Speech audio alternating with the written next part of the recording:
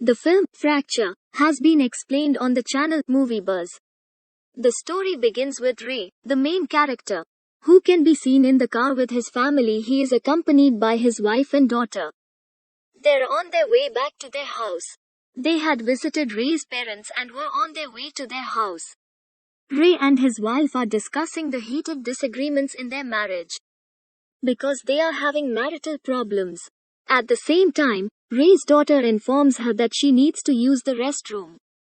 They come to a halt while driving to the nearest gas station so they can loosen. She forgets her pocket mirror on her way back from the restroom. Ray's wife goes to the restroom to look for the camera lens, while Ray searches for it in the back seat of a car. Ray will look for anything, while a stray dog approaches Ray's daughter.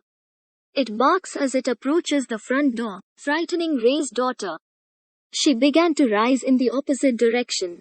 There is a pit there. When Ray notices the dog, he scares it with a stone. As a result, the dog may attempt to flee. However, Ray's daughter has fallen into that pit as a result of the uproar. Ray, too, jumps into the pit to save his daughter, oblivious to the consequences. And his head is hurt. His wife had also arrived at that point. After noticing the pit, Ray's worried wife calmly descends into it. She is seen inspecting her daughter's wounds. Meanwhile, Ray is regaining his senses. They leave the pit by lifting their daughter. Ray's daughter's hand has been severely injured. They make the decision to carry her to a nearby hospital. They arrive at the hospital after traveling a few miles.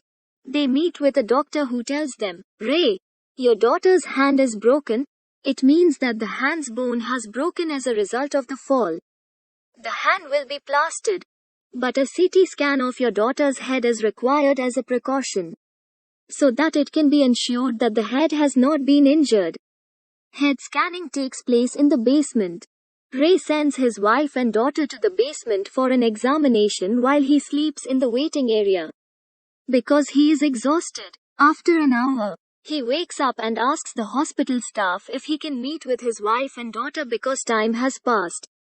When the hospital staff checks the register, they inform Ray that there is no record of your given name in the register or computer. It means that neither your wife's nor your daughter's name appears. Many of the hospital's doctors' shifts have been changed, but nurse staff members remain the same as before. Ray arrived at the hospital by himself, according to a nurse. Ray would have died if no one had accompanied him. I also attended to his head injury. Ray is enraged in these perilous circumstances. Hospital security guards restrain him and sedate him to keep him calm and prevent him from causing a disturbance. Ray is then confined to a room. He runs outside, leaving the room.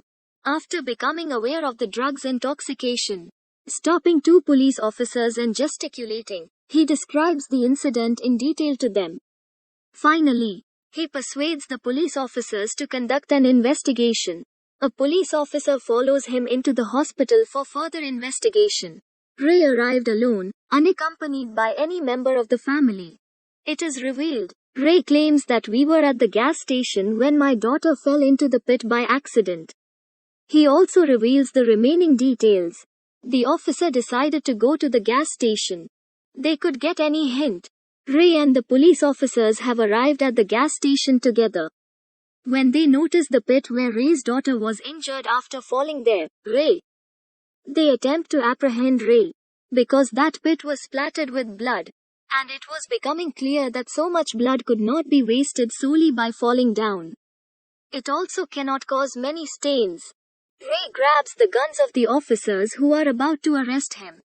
He confines them to the gas station so that they do not pursue him.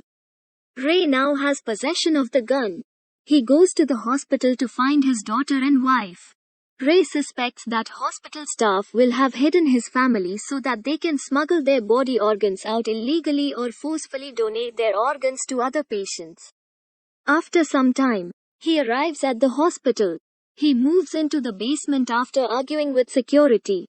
He catches a glimpse of her daughter, whose organs are about to be extracted, as well as his wife. She's under sedation. He emerges from the operating room with his wife and daughter. He fires his gun at the doctors as he walks away, and they all get into the car and drive away. The story reaches its climax when it is revealed that Ray's family died after falling into a pit near the gas station. His daughter fell down because she was scared of the dog, while Ray pushed his wife, and she falls on the pointed thing, killing herself. It implies that both deaths occurred at the same gas station, and their dead bodies were placed in the car's back bonnet. He placed them himself. Anything that happened in the hospitals, he said, did not happen by chance. Ray should seek police assistance in addition to blaming the access control mechanism. It was a psyche issue, which is a type of psychological illness. His conscious and unconscious minds were in conflict. Whereas he has murdered, his mind is already trying to construct the story. As a result, he denies murdering anyone. Ray is a psychotic patient who is telling himself this story despite the fact that he was the murderer. Finally, she has been determined to be a serious patient who had taken him into consideration as a family member. In addition, she loses her life.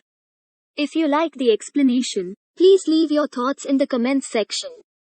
Thank you for tuning in.